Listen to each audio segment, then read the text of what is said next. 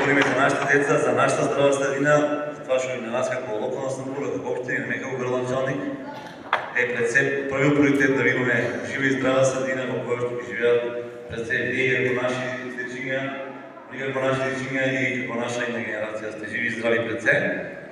Да ги поздравиме тие пекарски дедовци и чичковци од Сдружението Генетска пчела 2 и да ја поздравиме иницијативата која што днеска заедно со вашиот директор Сашко Ивановски, со вашето училиште одлучија да направат еден убав настан, кој што ќе не соберат и нас како локална самоуправа, и вас како училиште, и вас како ученици, како и генерации да може да презентираат здрави навики, да презентираат нашиот убав генетски мед, кој што од таа година и официјално стартува да се развива, да се промовира и да ги достигне светски размери. Сам убеден дека вие како сдружение ќе успеете да подигнете на това ниво, за да освен пијаничката да се развива и пијаничката да биде препознат и плен за делче. Пчелите прават на многу храна, како што кажа и Чумадарски, да ја користиме како храна и како лек, но за да биде и самиот труд на пчелите, за да биде здрав, да биде и здрава храна и да биде здрав лек, ние треба да знаеме дека мораме да ја чуваме меѓу нас како средина. Затоа, драги дечиња, драги пчелари, драга јавност, како градоначалник, како името на нашата локална самоуправа, сакам да апелирам да чуваме нашите животни средини, да се бориме против дивите закони, да се бориме против задувачите на нашите животни средини, да се бориме против задувачите на нашия обитален воздух, да се бориме против задувачите на нашата питка вода.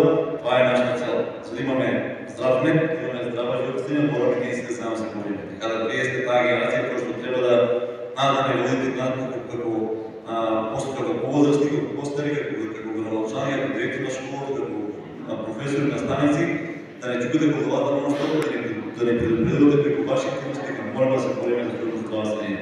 Това е в основата и секој што ги видите некој чичко или некоја тетка да ја фрва некаде друга, несовестно да го предупредите. Затоа што највеќе колико на некој детенце ќе ви каже дека извини чичко, мисля дека не е правилно да го фрлаш това ѓубре дека нема место.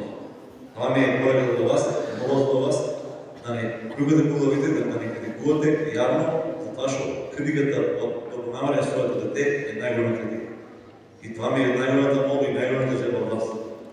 Да сте живи и здрави, фала ви што сте денеска тука. Јас сум верен дека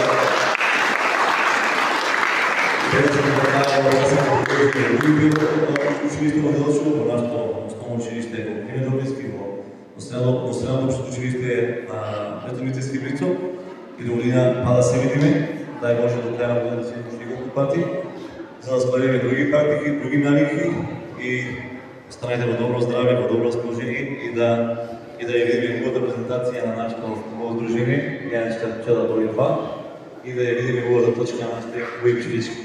Дечки, спремни ли сме? Спремни ли сме за настап? Ајде да сте здрави. Ајде.